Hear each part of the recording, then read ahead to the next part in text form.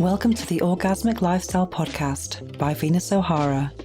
I'm here to welcome you into the world of orgasmic living by hosting experts to discuss orgasmic topics such as nutrition, spirituality, personal development, sexuality, and much more. Here, we will offer lifestyle lessons that can help you lead a fulfilling, joyous, and orgasmic lifestyle. I'm your guide, Venus O'Hara.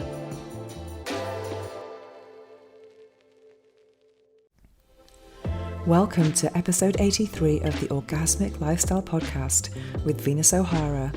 In this new moon episode, we discuss spiritual sex, and we speak with Susan Morgan Taylor, a sex therapist, intuitive coach, and spiritual teacher. I also review the book, The Magic of Thinking Big, by David Schwartz. The episode ends with a guided meditation with affirmations for Sacred Energy Exchange, SEX. But first, let me share with you my opinion and experience with sexuality and spirituality. Sex from a spiritual perspective is something that is very intriguing to me, and it's something that's been becoming more and more interesting to me over the last few years since I've had a spiritual awakening.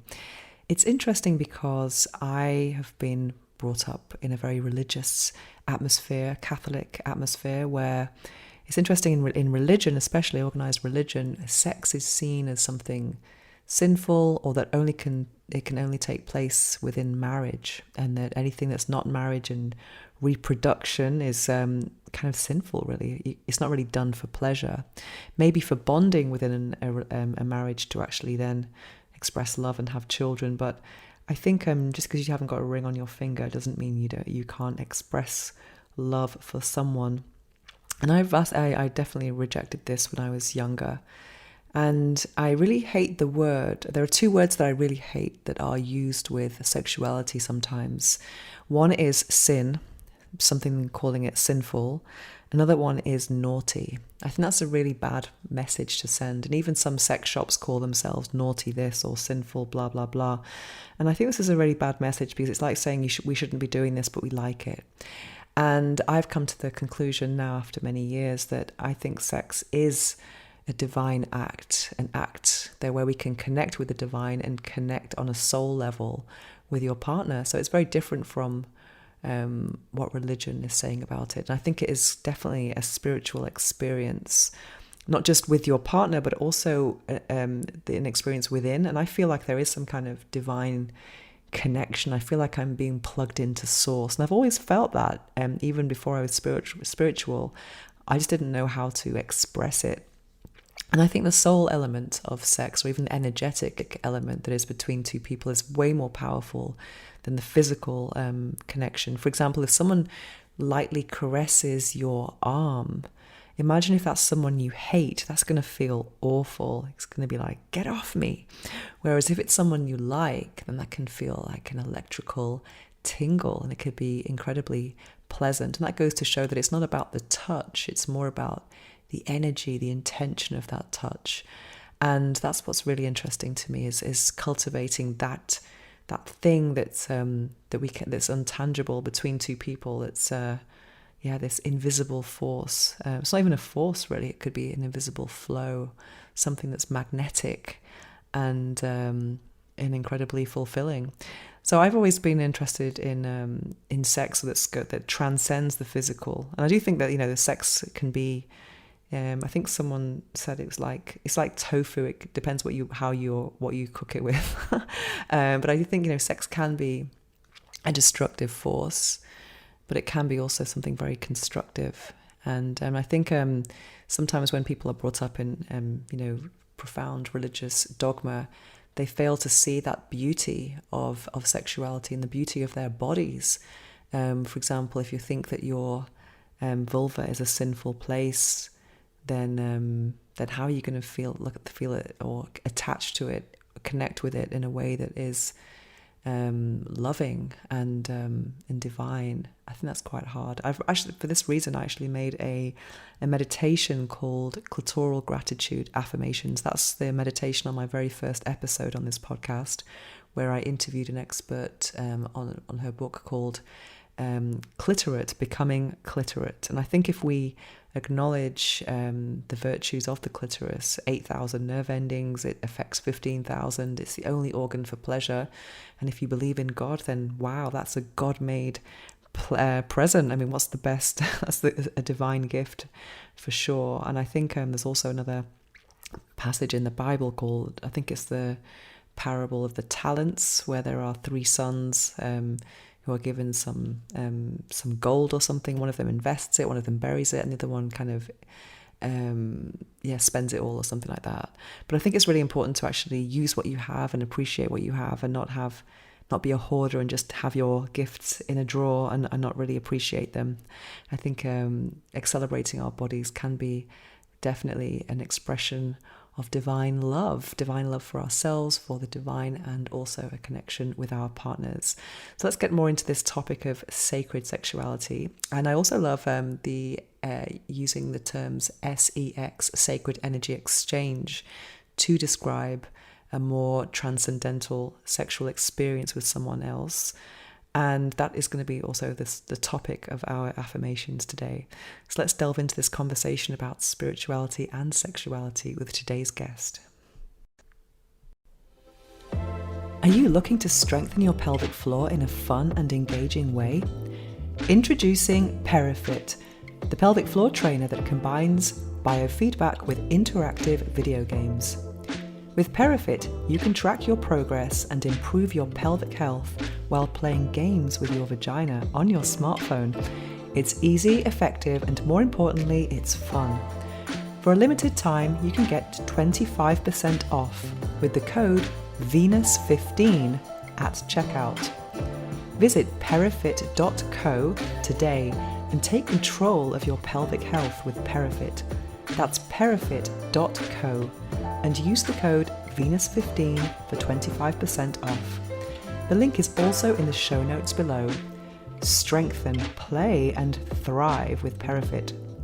Disclaimer: consult your healthcare provider before starting any new fitness program. Now it's time for this episode's interview. We'll be speaking with Susan Morgan Taylor, a sex therapist, intuitive coach, and spiritual teacher. Susan Morgan Taylor, welcome to the Orgasmic Lifestyle Podcast. It's a real pleasure to have you here. Oh my gosh, I'm so excited to be here. This is going to be so fun. I can't wait to see what we're going to talk about today. So for those who are unfamiliar with your work, could you tell us what you do? Yeah, absolutely. So I am a sex therapist. I'm a specialist in, well, I really started out as a specialist in women's sexuality, which really was tied in with my own awakening in that arena with myself. I got really passionate about helping women be able to really find their pleasure. One of the things I realized is that we already are orgasm, we are pleasure, we are love. It's really actually our natural state. And how you access that is really just by clearing off the things that are in the way, the obstacles to pleasure, the obstacles to really being able to experience ourselves as that. And so I had kind of found that pathway just through working with my own body, my own sexuality, really studying and learning, and really found that, wow, like when we're expanded in that, like life is so much better, relationships are better. I really truly believe the world is a better place. So I got started really being passionate about working with women. However, my work has really evolved to primarily, I work a lot with couples Mm. and really helping couples be able to get on the same page because as I've learned a lot about my own sexuality and women's sexuality and these obstacles that tend to get in the way of our ability to really drop into desire and connection and love, I've learned that it's really something that it can truly be learned and it can be created, and there really are very simple tools and a very simple pathway to getting so two people can both get what they want. Mutual fulfillment is possible. It's just that we don't have the tools or the education or the know-how. to do that. So that's kind of where I come in, is I have collected really the best of the best, as I've been in this field now for over a decade, really equipping my clients to be able to navigate that relational space by understanding how desire works, how pleasure works, how orgasm works, and then being able to work in the relational space with that. How do we communicate desires? How do we understand how pleasure actually, what I would call like the anatomy of pleasure? There really is like a structure to it. Once we understand that and we know how to speak the language of it, it becomes much simpler so that pleasure can actually exist, and you can literally create it just by having that clarity and understanding and some basic foundational tools and skills to be able to create that. You can get back on the same page, because that desire discrepancy is really one of the biggest problems that I see couples face, where, he wants this and she wants that, and then nobody is getting what they want. He doesn't Mm, want it at the same time, she doesn't want it at the same time, so they just kind of give up, and then you end up with a sexless relationship, and that's not what we want. definitely So, not. So you're yeah. primarily a coach? Well, so I started actually in mental health therapy. Mm. So I am trained licensed professional counselor. However, I have shifted out of mental health, and I am really just focusing on coaching and somatics as well. So somatics meaning body-based, experiential-based type of work, where we're really including the body, not just the mind. So now I would say that my work, I guess we would put it under the coaching umbrella, but my background comes out of actually sex therapy and mental health. But for a lot of reasons, I can work with clients worldwide now without being sort of bound to the license. So I have a lot of that Mm. clinical, all the training that you would get as a mental health therapist, but I'm also very outside the box. And I really wanted to be able to work more experientially with clients and really bringing the body in and work in ways that it's just harder to do when you're working under like a license structure. So yes, I would say that I'm mostly now working as a sex coach, somatic sex coach. So what inspired you to follow this path? Is it because of your own healing journey? Yeah, yes. It was around 2011. I had gone through a divorce. I was married for 10 years, and it was so funny. I mean, that was like, I was so not interested in sex. I could Wow. literally go like 6 months. Yeah. What My a opposite now. transformation. Yeah, like just had no interest in it. And I think at the time there was something really missing for me. Like I just wanted more depth, more spiritual connection, but I had no idea how to get it. And I think what I did, just because I didn't have the knowledge, I just kind of blamed my husband. Like, well, Mm.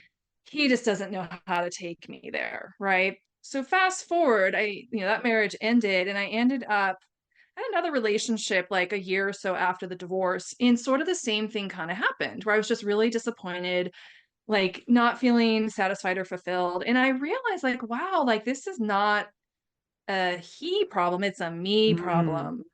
So that was when I said, I'm gonna figure this out. Like, I wanna learn how to have a full body orgasm. I'd read about that, I'm like, Mm. "Oh, that's a thing." I always thought that's for other people, but then I had this aha moment, like, "Well, no, like, I have a body, like, surely I can find that pathway within myself." So I really made this dedication to start to learn my own body, learn my sexual energy. I made a date with myself once a week, like a Wow. self pleasure date, where I would start to really work with my body, touch myself sexually. And that was when I had the huge awakening. What was really interesting was at the outside of that journey, it was funny because I never had a problem reaching orgasm like during sex. I could like have lots of them right on top of another.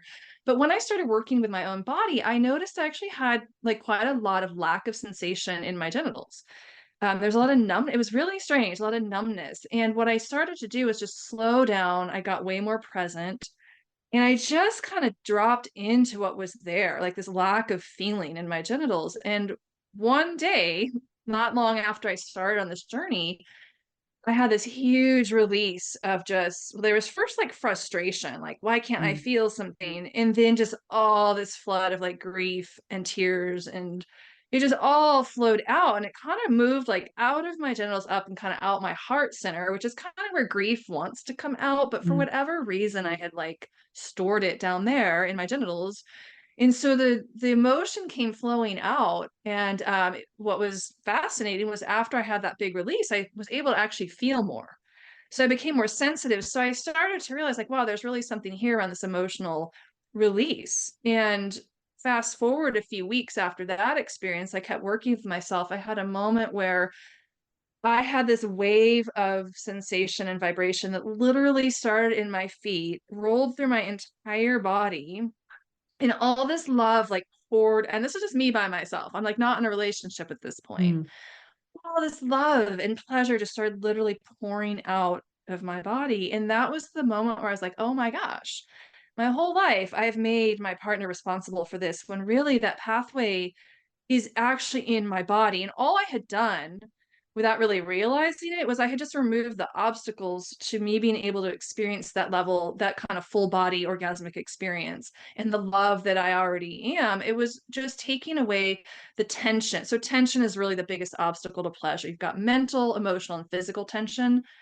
Almost all tension is mental because what happens is like, oh, I don't want to feel that sad thing, so I'm going to shove it down. Or I'm not supposed to be angry, so I'm going to clamp it down. And so the mind is, telling the body like, don't feel, don't feel. So over time, we shut down the flow of our life force energy, which is the sexual energy. So all I had done was just started to release a lot of those stuck emotions that were in my body. The flow had started to open, and in that moment, it was like, oh, wow, this is in me. I just removed the obstacles that were in the way. And from there, I realized like I could show like any love. I could literally like grab any guy off the street and be like, okay, yeah, here's the pathway. Like I know what my body likes. I know what I want. I know what I need. And I knew also how to kind of drop into my body and drop into my pleasure so that I could have those types of experiences. And then I was like, wow, more women need to know this. Like, think of how many relationships and marriages could be improved or saved. Like, if women were actually enjoying sex more and getting really what they needed and wanted. Because that tension you I'll talk about is stop. probably what is causing all the tension in the marriage as well, would you say? This unexpressed tension. Was that? Absolutely. And Mm. I think, I mean, yeah, you can tell me what your experience has been, but what I feel like happens a lot is like as at least for me, this was true for me. I didn't even know something else was possible. So the kind Mm. of sex that I was getting was like kind of all I thought was really available. Some part of me knew something more was possible. I mean, I knew I had this longing for something more and something deeper, but I had no idea how to get there. And I think that happens a lot in relationships is in general, many women are not getting they're not really getting what they actually need in order to become orgasmic, in order to really drop into their pleasure. So sex is happening like the way that we see it in movies, which tends to be, it works just fine for many men, not all, of course, but many men. It's kind of over pretty quickly. The guy orgasms really fast, and she's just kind of supposed to be happy. Or in the movies, they probably make her orgasm in like 30 seconds. And that's not the reality for most women. Like our Mm. bodies typically tend to need more time to really become fully engorged, become fully ready. Our energy, our feminine sexual energy takes time to really warm up and come to a boil. So if sex is over in 2 minutes or 7 minutes or even 10 or 15 minutes, it's not enough time for her to really allow herself to drop into that space or be taken into that space where the pleasure actually lives. So that's a part of it. And I think the other piece also is the real resistance because it can be very scary to be in that surrendered place. And we don't tend to have a healthy relationship with what we call like negative emotions. Like, I'm not supposed to feel angry during sex, it's supposed to be pleasurable. But really, the gateway into that orgasmic state and that deep surrendered pleasure is through the feeling state, through letting whatever's there flow, whether it's anger, grief, joy, pleasure, bliss, letting it all move through our bodies. That's what I believe anyway, is our gift as women that we really like, we're wired for that, to let that just like run through all the whole range of expression of emotion and feeling. It's something that happens to me with me. Maybe you have the answer to this. I often cry during penetration. What's I happening love there? it. I love it. Thank you for being a crier, Venus. Oh my God. I do But too. That it's just really scares men strange because away. if it's a situation where I'm just like so full of emotion. And Yes. usually because I'm quite a sensitive A spot, so that kind of deep, like being filled and that connection. I feel Yes. like I've always felt this ever since like the second time I had sex, even though I wasn't spiritual back then. But I Yeah. felt it was like this jigsaw, like the missing piece to something. And now I think it's the divine, but I feel plugged into the universe almost. And if I'm connected to the actual person, that's even better. But it doesn't have to be. But it's just an incredible feeling of surrender and Yes. and I cry, and sometimes it can be joy, but a lot of time is melancholy because I've just written down here because I'm Mhm. writing notes as you speak. See if you see me writing down Oh, because great. some ideas have come to my mind. I think I have a lot of female friends I know a scarcity mindset as far as sex is concerned. Because people who are, let's say, women who are very in tune with their sexuality and they know their desire, are just not getting the sex, like the amount, the quality, the quantity that they need. And it feels Yeah. very frustrating to be in a situation where apparently, everything's supposed to be easier with dating apps, but then you meet people who just want to have a different type of sex. So how can you have this conscious sexual experiences? It's very Oh, hard. And then time ticks away and you think, wow, 6 months without sex. Wow, a lot more, more.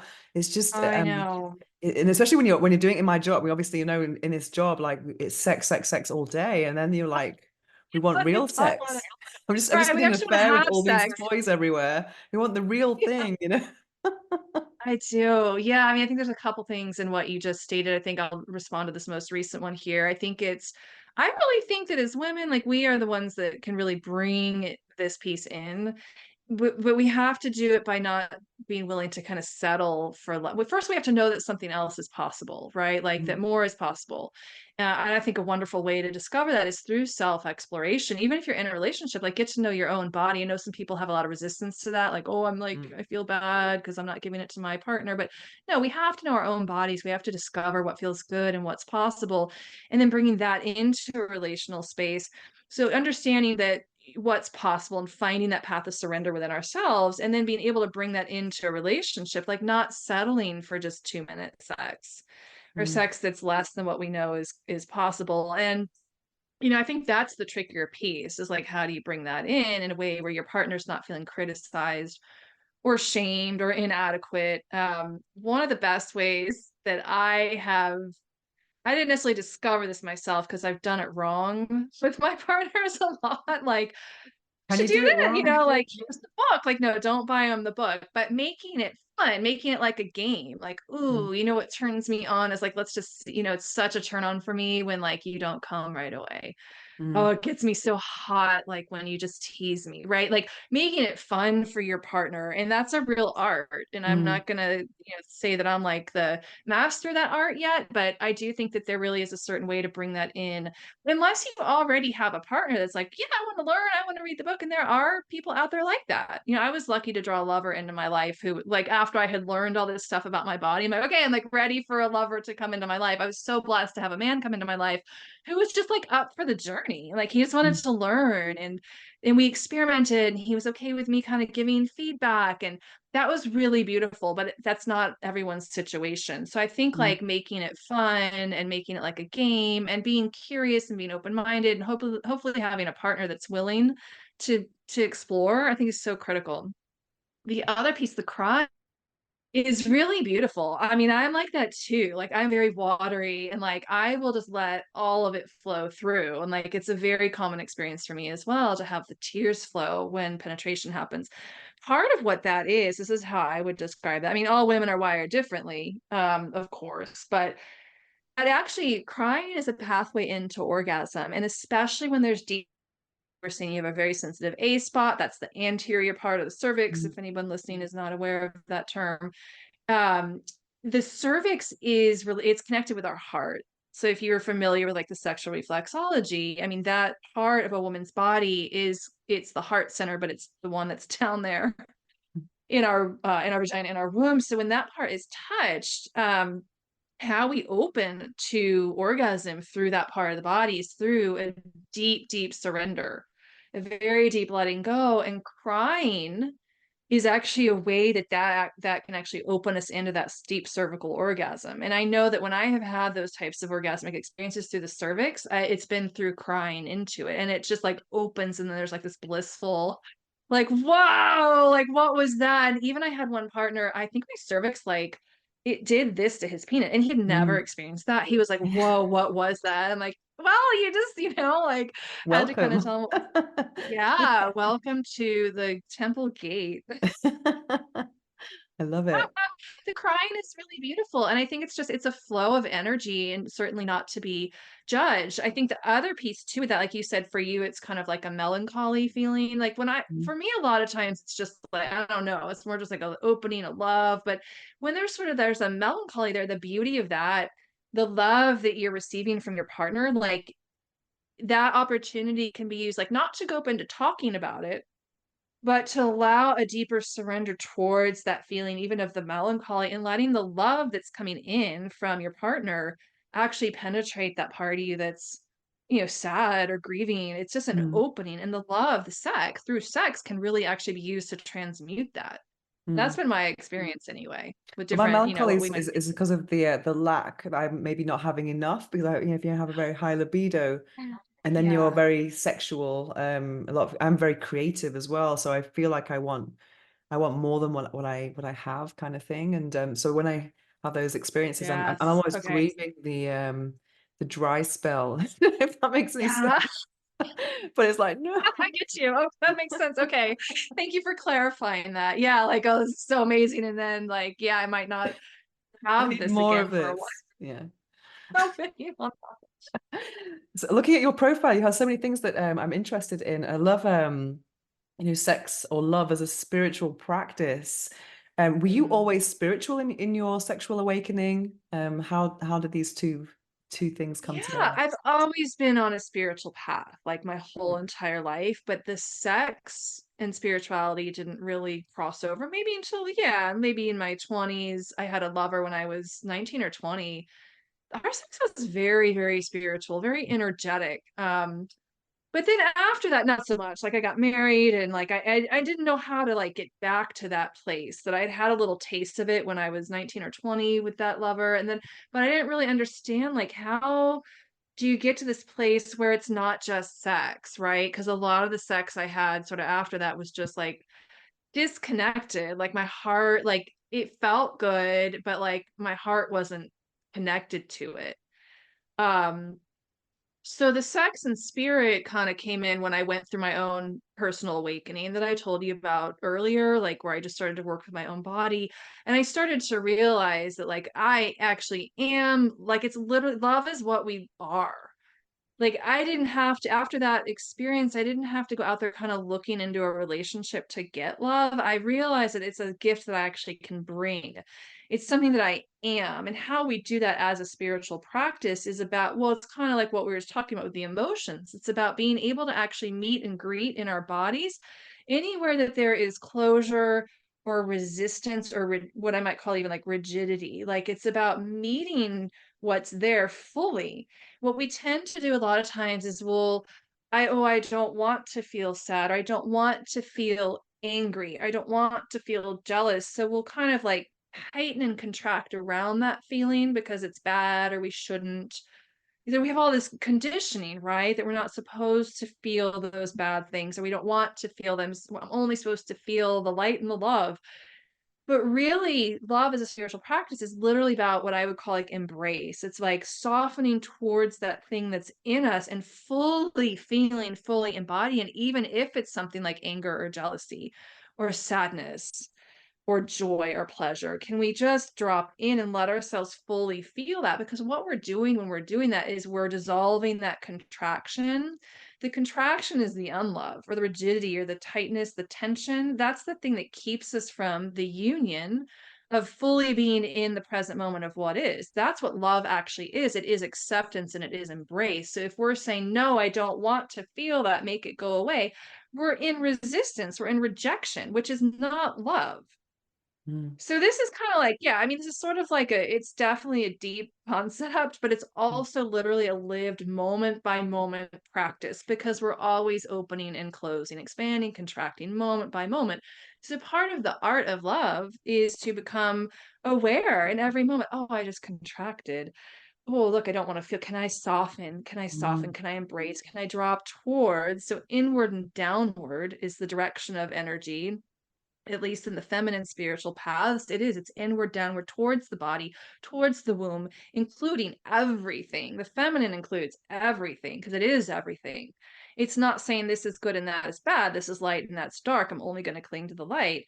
the feminine uses all of it as a pathway to open more deeply to the truth of what we are, which is love, or is what we might call God or the divine or the universe. I don't care what you call it. I mean, find a word or whatever works well. Even nature. Some people Mm, just say trees and nature. Yeah, like I totally plug into that. So, but that truly is what it's all about, is that expanded state of full embodiment and the flow of life force through our bodies. That's the greatest gift, I think, and what we're here to do ultimately. mm, And that's love as a spiritual practice, is the embodiment of that and being connected to that and practicing. It's a practice. It's not something that just automatically happens. We get conscious of it. And so mm. anyway, that's kind of what that's Yeah, about. I've just actually written my fourth book about orgasmic manifestation, and you mentioned something about Oh, manifestation and sexuality on your website I saw, and I just at the same time I just read The Secret as well because I review books for this oh podcast. And what's really interesting about it is you talked about love and light only. I think sometimes there's this pressure for people who do law of attraction, like only love and light. We can't think about yeah. anything Right. bad. And I really think that's a mistake. I think we have to embrace everything, because everything, Yes. if I just believe that everything, even the bad things, have light in them. There's always a lesson, or realization of gratitude, or there's always, every cloud has a silver lining. So I think it's important to embrace all of the sensations, because Yeah. otherwise there's another book called The Body Keeps the Score or something. So I mean, otherwise these Yeah, I've things got it stay in sitting your on my body. desk right now. Yeah, I know it Oh very wow, well. yeah. So Yeah, I'm with you on that. And I think, what's so interesting, and I have I have experienced this myself, and I've also seen it in friends who've, sort of been on that law of attraction path, but I've experienced this myself. Like we're extremely powerful beings. And what can sometimes happen is you can attract something in, but if you've not actually done the embodiment work, you won't be able to actually receive and hold the thing. Like, right? Like in order, for instance, you could draw in a ton of money, but if you have unworthiness or wounding still operating in your unconscious, you're not gonna be able to hold on to that money that you just manifested or the relationship that you draw in. You're gonna sabotage, or something's going to happen. So there is a lot to be said for like the full embodiment and actually the healing, like the deeper resolution of the things that might keep us from being able to abundantly receive. And the worthiness is like actually a huge, huge piece of that. So if we're walking around with like in denial, right? Like, oh, right, I'm only supposed to feel these certain things, but in the core of our vibration is an unworthiness operating paradigm. Like that's the thing that actually is going to control.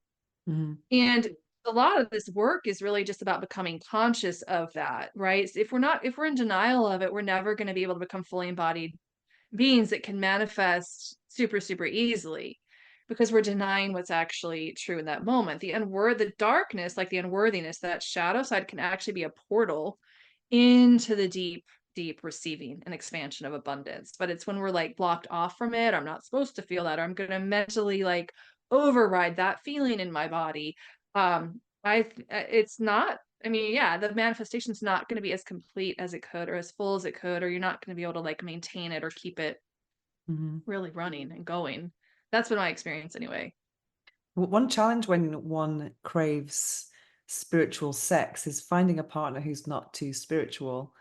How can someone have this? Yeah. That's going to be a big obstacle, because not everyone is spiritual. So, because I mean, I think there's, No. sex is so has many faces, so many styles. So sometimes you can. Yes. I'm quite like a chameleon, so I kind of adapt to maybe different people. But then there's a Right. part of me that really craves, I have amazing sacred sexuality books, so I'd love to kind of like go through them and learn everything Yeah. with someone who's equally curious as I am. So how do we Yes. deal with things like that? Because I can apply to any type of sexual any kink or practice, to be honest. How do we, Yeah. if your partner's not as open as you are, or Yeah. I mean, I think it takes a willingness. Like, yeah, if you don't have, if your partner is not willing to be curious, Mhm, it is kind of a lonely path, you know? It's kind of lonely. And so again, like, right, how do you inspire your partner's interest in that? I think is what it comes down to, because I've certainly run into this myself. people just tend to not come. I mean, wouldn't it be great if we could just walk out there and like find a lover, like perfectly programmed the way that we need them to be, or that we want them to be for all these things we want to experience? It just doesn't tend to work that way. And so I think the better place to develop skill is in how can I be skillful and and like making it fun? How can I make this interesting? Um, and that, like I said, like that's a real art form that I think takes some thought and takes some practice and knowing kind of how does this person tick, what feeds them. We all have different things that feed us, that feed our sexual blueprints, our erotic landscapes. So getting curious about that, like, can I get curious about my partner and what feeds them sexually? And are they open to discovering what feeds me sexually? Right? Like we want someone that's at least willing to learn how to feed you in that way, Mm, and hopefully willing to expand in that way themselves, but at the very minimum, helping to feed you in that way. So it's learning, like learning to speak that language of what that is for you. And a lot of times with the sacred sexuality, it tends to be a lot of like energetics. Like if we're mm, wired energetically, like a lot of the tantra stuff really feeds very well into energetic people that are kind of wired on the energetic level because it's working with energy, it's working with spirit, it's working with the subtle flows in the body. One aspect of tantric sacred sexuality is like self-realization, personal development and growth, and those are very, they seem to be very different than someone who maybe is wired more towards kink, let's say, mm, but that's how what feeds them. Those two things aren't necessarily as far apart as they may seem. They're both portals in to pleasure and also potentially portals in to like deep spiritual experiences. It's just that like the gateway in is different for each person. So it's more a matter, I think, of like learning to speak each other's language and finding out like what is your partner's erotic landscape, what is mine, and how can we really work together to feed that for one another. mhm. So what is the Pathway to Pleasure Collective? That's my business. So that has been my Mm, main sex therapy, sex coaching practice for the last 10 years. mm, Um, yeah, so right now that is just where my offerings live. So mm. I have different things. I have programs for couples. I also Do you do work with online women. I have courses or is yeah. yeah, I have some online actual courses. Awakening Radiance is one that I have on there that's a women's. It's to help women actually wake up that radiance that is our life force energy, which is connected to our sexuality. That's a women's course, self-paced online course. And then I also have two kind of custom programs that really include my one-on-one coaching and support. I have Back on the Same Page. That's my couples program where I work with couples that mostly have like a really great relationship, but they're really struggling to get on that same page in the bedroom sexually and in intimacy. So I work to really create a customized roadmap and I work with them and we meet one on one and they have a lot of curriculum they work through on their own.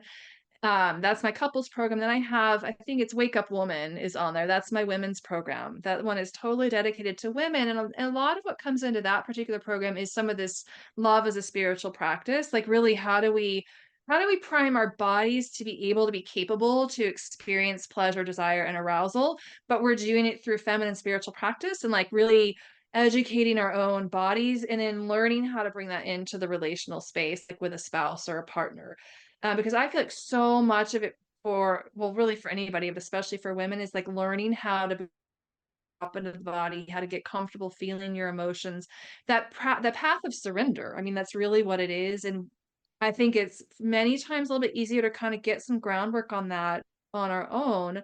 And then being able to develop enough trust in the relational space to allow ourselves to be opened more deeply by a partner. So that's what the Wake Up Woman is the course for women. And there's my one-on-one coaching in that as well, curriculum that I have, whole online 15 weeks. Very robust curriculum that really like covers all the bases.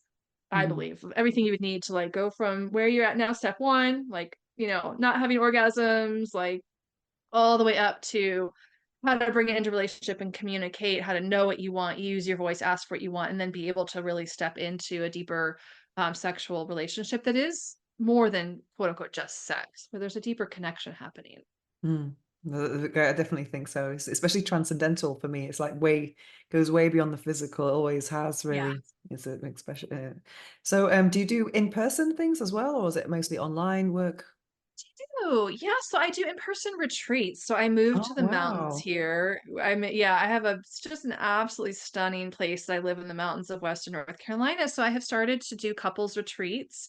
I'll do women's retreats as well, but mostly right now I'm doing, I have the Pleasure Keys retreat for couples. That's actually a group retreat where I teach couples the body of work, the pleasure keys, which are three really fundamental principles that we must really inform everything we do in terms of pleasure and connection and arousal and desire. And then I also work with a body of work called the Wheel of Consent, which you might be familiar Mm, with, or mm. some of your listeners, Yeah. I'm sure, have heard of it. I've done a lot of studying and training in that with Betty Martin and her School of Consent. So I bring in elements of that, and I'm really teaching couples how to access desire, how to use the voice, how to have the experience of negotiating positive touch experiences. Now, in that retreat, we don't do there's nothing sexual. It's all non-sexual touch. But we do it through experiential learning so that the body actually knows. It's much more impactful than just like reading a book or using the head. You actually get it in, and you have to. That work can only be learned actually through the body somatically. So that's a group retreat that I do for couples. I do that a few times a year. I'll probably do my next one coming up maybe this fall. And I also do VIP weekends, customized VIP weekends for couples. It's 2.5 days, 3 nights where they come out here, have a beautiful space in the mountains, and I customize a retreat experience for them based on what their unique goals are. And that really the sky is the limit on that. So wherever they're coming in, whatever it is they want to work on or learn, I craft a really beautiful weekend where we're doing the sexuality coaching. And then also they get to go do, excursions to see waterfalls. I bring a private chef in and have them Oh, cook a nice. meal and like sort of an all-inclusive, like romantic getaway, but you're also really being intentional on the relationship and taking it to the next level. So that's Mm, my in-person stuff, and I love it. The mountains here are just absolutely stunning. mm. So, Do you work with yes, a I couple love actually both at the same time in the same room? Or do you I ever do? do. Okay. Yeah. Yep. Amazing, amazing. Yeah. So a couple of quick questions I ask all of my guests. What is the book that changed your life? 'Cause I'm a big reader, so Oh, yeah, yeah, very yeah. Oh, I interested read in a lot. But in yeah. terms of sexuality, the Mm, one book that literally changed my life, it jumped off. So I had made this declaration. I talked about this earlier. I said, I'm gonna just learn my own body, learn my sexual energy. I'm so tired of these experiences happening and I'm not fulfilled. I'm just gonna like set it on this mission and figure it out. Probably a week or two after I made that statement, I was up like at a yoga studio in Austin, Texas, where I used to live. And they had a little section of books and candles and incense, and this book just, like, jumped off the shelf at me. It was called Tantric Orgasm for Women, mm, written by Diana Richardson, and I pulled it off, and I don't know what it was. I'm like, "I need this book." So I bought it just immediately, didn't even, like, double think it. That book changed my life, and what it taught me was it taught me everything that I had been looking for, that thing like, I want more, but I just don't know what it is or how to get there. That book opened me to it, and what the missing link was for me was this idea of what Diana Richardson talks about in this book of entering sex through what she calls the feminine element. So the feminine element is about relaxation. It's about non-goal orientation. So we're not mm, rushing to get an orgasm. We're not rushing for climax. It's about slowing down. It's about being present in the body and noticing every single sensation happening in the body. And that was and she talked a lot about the dissatisfaction that a lot of women experience in sex, partly because men tend to ejaculate fairly quickly, and the feminine element is like I said earlier, we need our bodies physically and physiologically need time to become engorged and to open, but the feminine energy needs time to warm up, to expand, and to open. And how much more a male partner will actually be able to access through her if he invests the time and the energy in opening her body. And then there was also this idea of this pathway of a woman opening, of how we actually open into that feminine essence. And so when I started my self pleasure practice, that pleasure date that I had with myself every week, that book informed me, and that I was like, "Oh, this is a really new concept. Like, what if I just slow down? I'm not trying to make myself have an orgasm. I could do that. I could just make myself have an orgasm and be over in 30 seconds or a minute." But this was different. So I learned how to really slow down, get more present, take more time, and that's where that giant awakening happened. we're all this love. Like that's the thing we want the most, I think, as women is just love. We want love. We want to Mm, feel love. We want to be loved. We want to feel love. We want to give love because we actually are love. So that book really helped me have this totally new perspective on sex and what's possible in sex and what a man's role could be in that by delaying ejaculation, by learning how to kind of back off, not just going for orgasm, but by actually kind of taking more time, by moving more slowly with me, not just kind of pounding it out and like going for the end goal, right? But like, okay, let's slow down, let's feel, um, I also learned how to hold my awareness in different parts of my body. That's one of the pleasure keys, by the way, is awareness, where we hold awareness. I learned, oh, if I just hold awareness like in my heart center or my brain center, what just naturally would happen is my orgasms would rise up and they would burst out of my heart instead of like that genital orgasm that comes out of the genitals, out of the clitoris or the vagina. Like the energy would literally come up like a wave, and I would have these like heart gasm openings where just love would pour out and tears would flow down my I mean, mm, just unbelievable experiences that I don't believe are accessible if we're just goal oriented, slam, slam, slam, mm, slam, slam, slam, go for it. Okay, we both came. That's the point of it. So it was all about non-goal oriented sex, coming into it from the feminine perspective, which by nature is relaxed, has no purpose, no goal. It's more about connection, being, dropping in, slowing down, becoming more aware, more conscious. Yeah, that was the biggest game changer for me. well, I'm going to look it up. I'm definitely going to Yeah, look it totally worth the read. up. One of mine I recommend if you're into yoga as well is this amazing book called Sexual Energy and Yoga. Do you know this book? It's amazing. It's Ooh, not I about didn't the know. asanas, it's about the yogic kind of states. It's absolutely Wow. amazing. It's by this woman called Okay. Elizabeth H. And she opened the first yoga school in Europe. So the book is from the Wow. 1980 or something, but it's very advanced spiritual. You need to read it like quite slowly. It's very dense, but mega powerful. It will help you see. It's not really, there's nothing orgasmic in the text. It's just about the extreme power of a sexual energy and its true Wow. nature. If you're into, manifestation, I'm that's totally sexual, into because that. I'm really interested in that side of sexuality, like the application and effect on other parts of our lives. Because that's Yes. where my interest lies at the moment. Because I'm just thinking about how this tool, not just for pleasure, but for power, for like how to Right. feel personal power. And I just think it's, Absolutely. I would love to read that book as well. It sounds amazing. And I yeah, agree it's because when you brilliant. think about the sexual energy, I mean, it is the most powerful force in the universe. It's a thing that creates Mm, life. Like mm, sex, the sexual energy literally creates physical life. Like we can mm, use it to create a human being. mm, That's powerful. That is extremely powerful. But we can use it to create universes, I believe. mm, On the highest levels, that sexual force is at its highest level about literally generating and manifesting life, mm, not just kind of through the sexual organs and physical life, which is the most sort of obvious thing and where a lot of people get stuck, right? It's just, I mean, pleasure is great. Creating new life is amazing. I mean, that's powerful, but also like there's another way that that can be used, and like you said earlier, even for manifestation. I mean, mm, I've had stuff like this was even before I really even knew about like the sex magic and how mm. that's a thing, using orgasmic energy to create. But like I had stuff like instantly freaking manifest when I was like self-pleasuring and I'm like, oh, I just want this thing. And like literally like within minutes, like the thing showing up. Like, Wow, whoa, like that's powerful. definitely. I've been doing that for about 6 years now. Sex Yeah. magic is amazing. Another question I ask everyone is what's the quote or affirmation that you live by? Yeah. It is the one that I love the best is, oh gosh, it's a quote by Rumi, and it's about bringing down, uh, soften what is rigid within you. Shoot, I'm botching it, but it's a quote by Rumi. Hmm. I think I have a version of it on my Facebook page, and it's really, oh, do not seek for love. Do Mm, not seek for love. Rather, soften what is rigid within you. mm. Because that is literally, and I'm botching the quote. Should have prepared for this better. But essentially it's that. Don't go Yeah. seeking So for it's like love removing your always. own obstacles in a way and focus on Yes, that. remove Yeah. the obstacles that love to love that already exist within you. Soften what is rigid within you.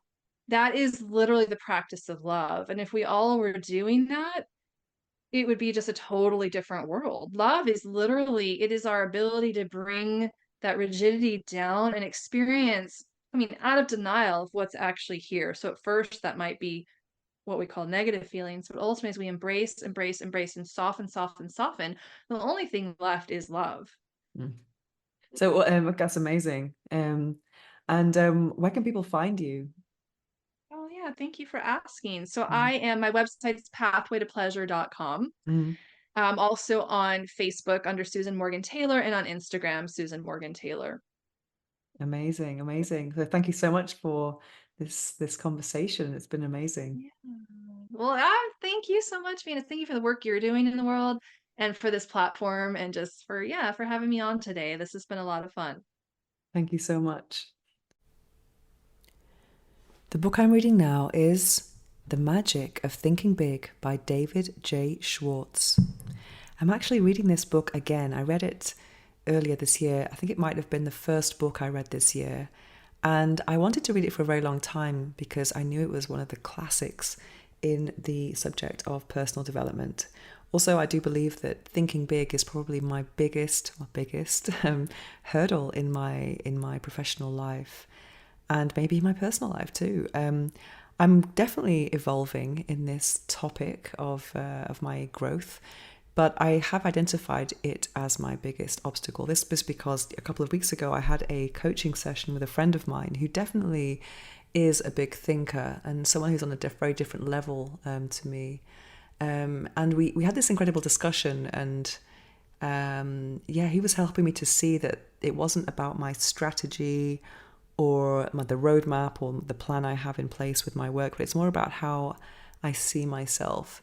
So that was the inspiration behind last episode's guided meditation, which was all about there was a visualization on a beach and then looking out into the horizon and seeing your potential as being unlimited. So I actually created that meditation for myself, but also giving it offering it as a gift to the world on this podcast. And it's had so many downloads. And I've been listening to it every morning and every night, actually. So to kind of tap into my subconscious and try to reprogram my thinking about thinking big. But the first chapter is called "Believe You Will and You no Believe You Can and You Will" or something like that. And I'm kind of this time I'm reading the book very slowly, and I'm going to be meeting a friend after every chapter to discuss it.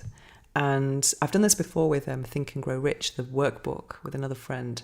I think this is a very nice way to read a book, especially a book that you've already read before.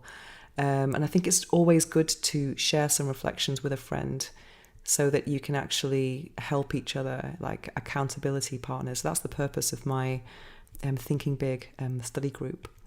And it was interesting because last week I actually had some real life lessons or kind of examples that were around me of how important it is to think big. It's not always about, how good you are or your values.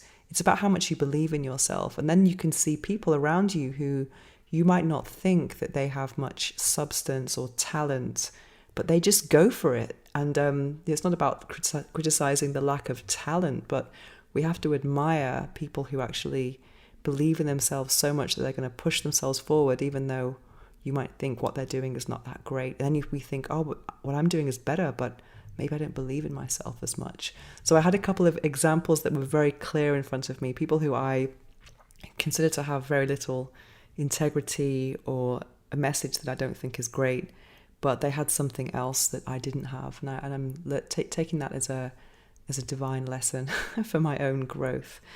And yeah, so trying to expand the vision all the time and just know that playing small doesn't really serve anyone. And that's kind of something that I'm working on now. But it does take time, I think. I think sometimes when you're used to struggling in life, you can get kind of comfortable in a place of resilience. And even though that might sound contradictory, but I think being in a place of struggle is something that feels very familiar to me. So comfort is quite a new sensation. But I think the universe is always collaborating with me. And just in the last week as well, I have bumped into people from my past, from let's say 7 or 8 years ago, who knew a very different version of me, which is someone I don't quite identify with right now. And I was thinking about the struggling me back then, and compared to that person, I am living a life of absolute comfort right now. So I have to acknowledge the evolution that I've been on as well, and just tap into how I grew and how I'm going to use those tools and skills and mindsets to actually take me now to another level of comfort. So yeah, all exciting. The growth journey is a very exciting one, especially when you see things moving and happening and evolving before your eyes. And every day, I like to find meaning in things and see lessons in things, rather than assuming that life is just one big random event or full of random events. I do like to see the lesson and opportunities in everything that happens around me. So I'm very grateful for those lessons, and they keep coming. So that is my recommendation for today, but more about the book, about the magic of thinking big. It's 13 chapters, and it's very easy to read, and that's something I like about it. But also, when I was going through it, I thought this would be a perfect book to make a workbook from. I've underlined some. It's interesting to look back, to reread a book that I've already read and look at the parts that I've underlined and see why they were significant back then, and now would I underline something else. But yeah, I think there are a lot of ideas in there that I want to get into my brain and start thinking big and apply this as a blueprint to my daily decision making. For example, is choosing this a thinking big thing, or is it thinking fear and limited? And that's something that I can apply to many decisions in life. For example, I was talking to a friend about going to a rooftop, and I said to her, I only want to go to 5-star rooftops, not 4-star or 3-star. And then she was talking about the cost of the drinks, but how much difference is it really going to make? It's going to be a few euros between 5-star and 4-star at most. But I think for the experience, it's definitely worth that small extra investment. So a thinking big attitude would be, who cares about what it costs? We just want to go there and absorb the opulence as part of this exercise. Whereas the thinking small is going to be, counting every penny in fear and thinking, scarcity, when's the next money coming in? Yeah, so I think it's a big exercise expanding one's mind. And I think there are many opportunities in the day to actually apply that and apply the concept of acting as if, which comes also from law of attraction. But I think acting as if is a very powerful thing, embodying the walk, the talk, and the attitude of someone who already has what you want and who is already thinking big. Yes, that's my recommendation for today. If you are thinking about, if you like personal development and you like classics, the classics, The Magic of Thinking Big is something that I think I would reread, several times. Unless I become a massively big thinker and I don't need it. But life is all about learning. Now it's time to slow things down as we prepare for this episode's guided affirmations meditation. It's probably not a good idea to listen to this while driving or operating machinery. Instead, take a break from whatever you're doing, get comfortable, take a deep breath, and enjoy.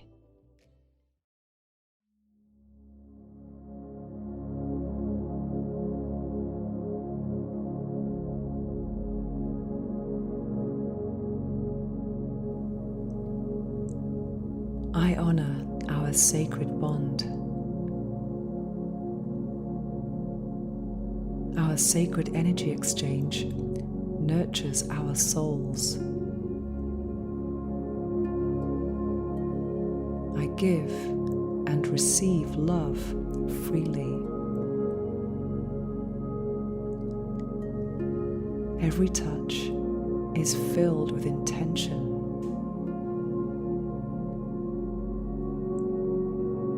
Our connection is a divine union of mind, body, and spirit.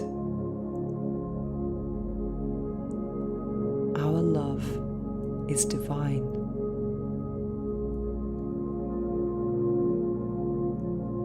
Our connection transcends the physical honor our sacred bond. Our sacred energy exchange nurtures our souls. I am open to giving and receiving love fully and freely.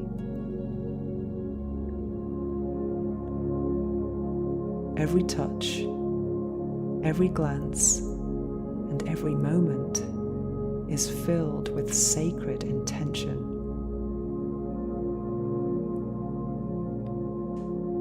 I find purpose in our union. I trust in the purity and strength of our sacred energy exchange.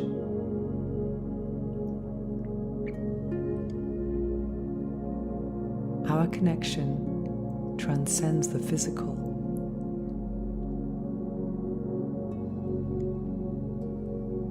I honor our sacred bond.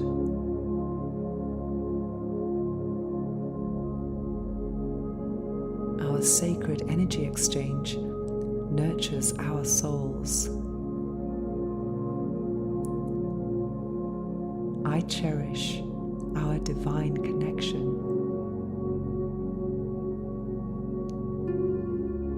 Our love is a sacred dance.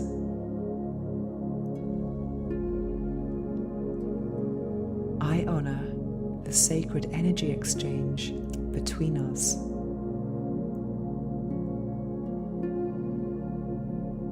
We elevate each other's spirits.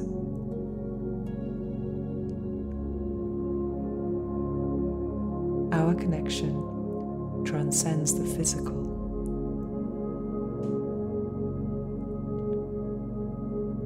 I honor our sacred bond.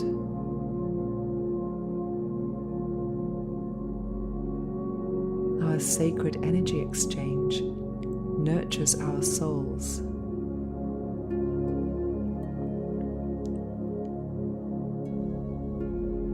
I cherish the deep, soulful bond we share.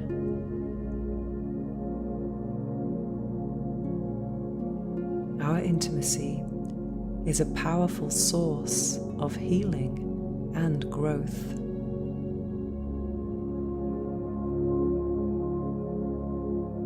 Our bond is soulful and deep.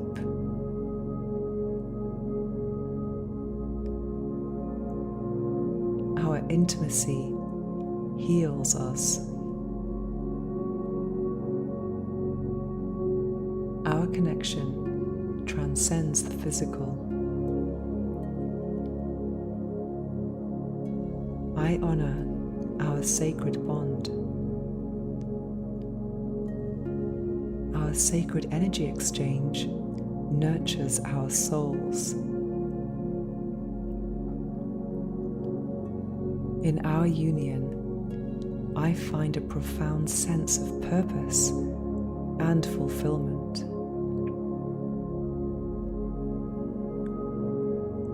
I embrace our spiritual intimacy.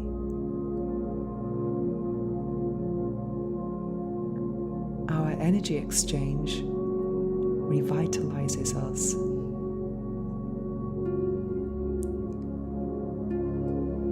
I trust in our sacred connection. Our connection transcends the physical.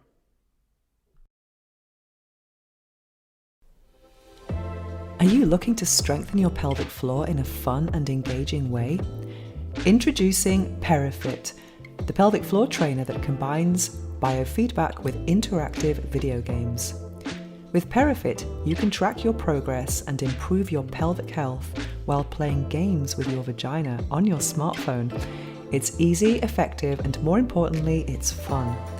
For a limited time, you can get 25% off with the code Venus15 at checkout. Visit perifit.co today and take control of your pelvic health with PeriFit. That's perifit.co, and use the code Venus15 for 25% off. The link is also in the show notes below. Strengthen, play, and thrive with Perifit. Disclaimer: consult your healthcare provider before starting any new fitness program.